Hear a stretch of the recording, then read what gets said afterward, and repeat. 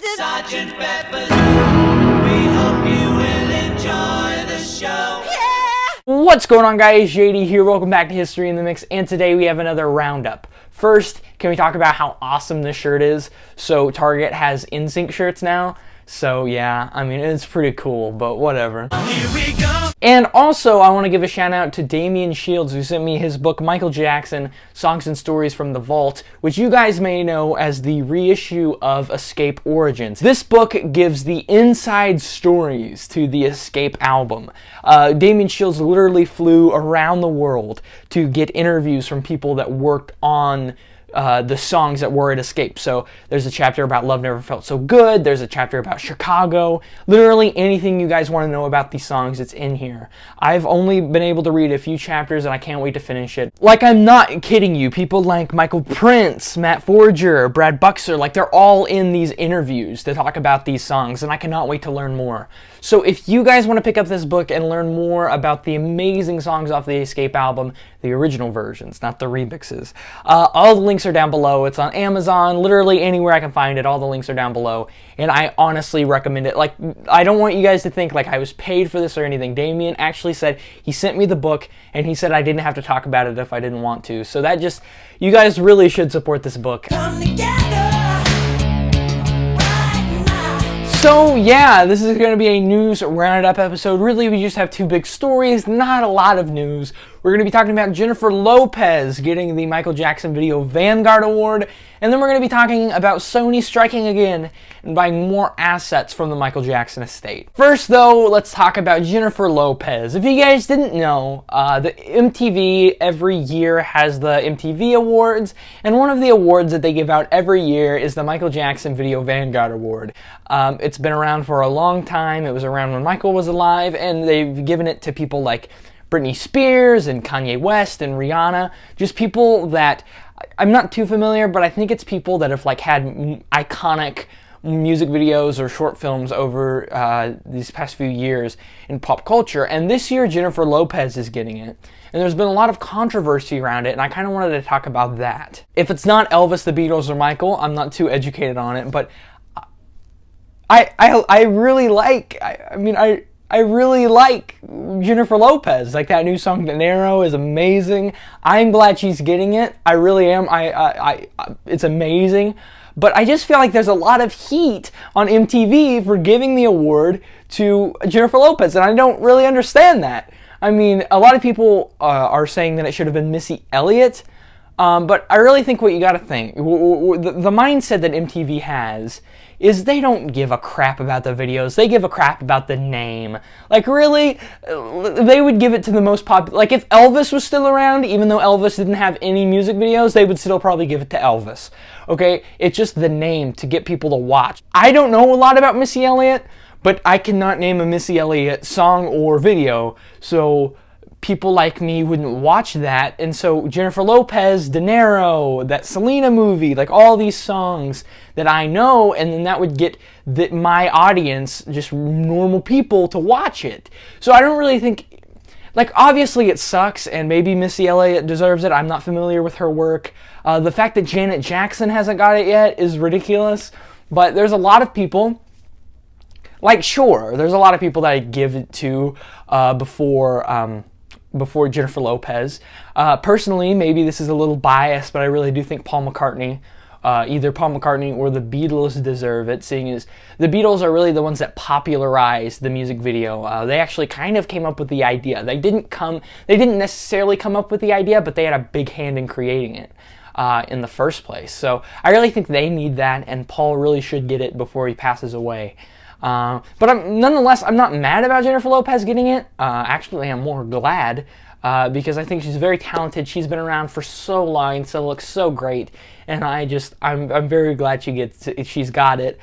Justin Timberlake has got it, Britney Spears has got it, and I think Jennifer Lopez deserves to be up there. And so I think some of us in the fan community should calm down a little bit. Like, this isn't going to hurt anybody. But also a bone that I have to pick with MTV, The award is called the Michael Jackson Video Vanguard Award. Don't call it the Vanguard Award, you pieces of trash. If you weren't going to call it the Michael Jackson Video Vanguard Award, then don't call it the Michael Jackson Video Vanguard Award. But the fact that you are taking Michael Jackson out of the name to shorten it to Video Vanguard Award, no, just don't. No! No! God! Literally every news site that I've seen calls it the Michael Jackson Video Vanguard Award. Jennifer Lopez herself calls it the Michael Jackson Video Vanguard Award. MTV, call it the Michael Jackson Video Vanguard Award! Loser! You're a loser! I digress. Congratulations, Jennifer Lopez. But the big point of this video, though, is to talk about some big news out of the Michael Jackson estate. It's no shock to anybody that Michael Jackson, before he died, was big on investments, whether it was the Beatles catalog, whether it was, well, ATV publishing is the same thing, but he would buy songs, Sly and the Family Stone, he would buy catalogs and stuff, and then once he died, all of that went to the Michael Jackson estate. Michael Jackson was very protective over these assets, I'll call them. I remember reading something, it may or may not be true, but Michael Jackson said that he wanted to keep these after his death for his family and stuff. And I think around 2016, the date may be wrong, but Sony actually sold ATV entirely, which means Beatles catalog, some of Elvis's catalog, not all of it, because his catalog's kind of screwed up. And so many other popular artists, they sold that catalog all to Sony. They've sold Michael's catalog. Like, Michael Jackson protected ATV with his life. And a lot of people think the reason he died is because that's what Sony was trying to do. This week, the sale of EMI was finalized to Sony from the Michael Jackson estate. EMI, if you guys don't know what it is, it's a big deal. It's similar to ATV. It's a big music publishing company. It's like an American Goliath. And then, down in 2012, it kind of simmered out and it went out of business. It kind of pulled the Toys R Us. So Sony has paid the estate of Michael Jackson $287.5 million buying its share of EMI publishing. Let's go a little more into the background of EMI, if you guys don't care. It's a big deal. EMI Music Publishing was founded in 1931 and, fun fact, ended up opening Abbey Road Studios. Then, from the late 1950s to around the early 1970s, the company enjoyed major success due to the branches of the company, which included Parlophone, HMV, Columbia, and Capitol Records. This means they own the catalog of the Beatles, the Beach Boys, Frank Sinatra, and more. This made EMI the best known and most successful recording company in the world at the height of its popularity. The Michael Jackson estate got a 9.84% stake in the overall EMI publishing in 2012. It didn't have to put up any cash for that share. And apparently they got it due to owning 50% of Sony/ATV. This is the last asset of Michael, or like one of the last big ones that they haven't sold yet. And this week they sold their almost 10% in EMI publishing.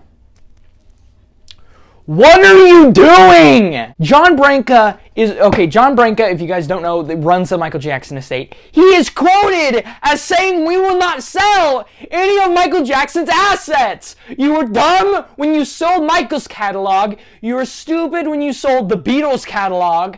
Are you serious? The frickin' Sgt. Pepper reissue that came out last year dominated the iTunes charts. It dominated Spotify. Now, Sony completely owns EMI. They own all of that. They own the Beach Boys now. They own all of the Beatles. They own all of the Beach Boys. They own Frank Sinatra. Like, what?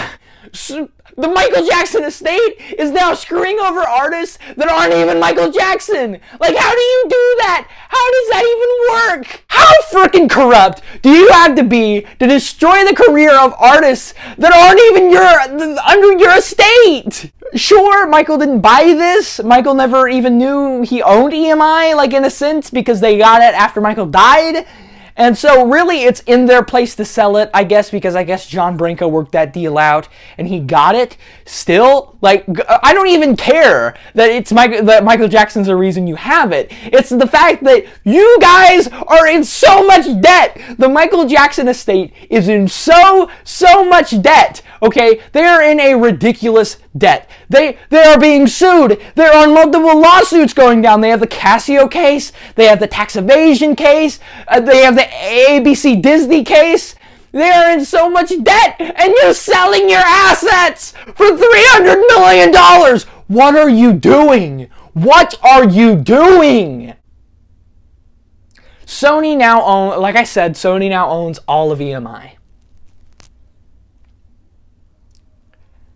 The only hope we have, at all is something one of my friends brought up. Disney needs to buy Sony, and they need to do it fast. What do you guys think about Sony buying EMI? Do you think they'll do it? Like, I'll give Sony credit. Like, how they handle the Beatles catalog is amazing, okay, with the reissues and stuff. Paul McCartney's kind of getting ownership back, and I like that. So how do you see this sale going? How do you see the future of the Beach Boys and Frank Sinatra going down now that Sony owns the right to their catalog? Is there anything I'm missing on this week's script, which usually I edit this out, but I won't? Well, that about does it for me. I really hurt my voice screaming like that. So, thank you guys for watching. Please like, comment, subscribe for more. Another congratulations to the amazingly talented Jennifer Lopez for winning the Michael Jackson Video Vanguard Award this year. Big thanks for Damian Shields for sending me a copy of Michael Jackson Songs and Stories from the Vault. And big thanks to NSYNC for just being NSYNC. Be sure to follow me on Twitter and Instagram. You guys follow me on Twitter at HistoryInTheMix and Instagram at MixingHistory. And remember, make that change. I cannot believe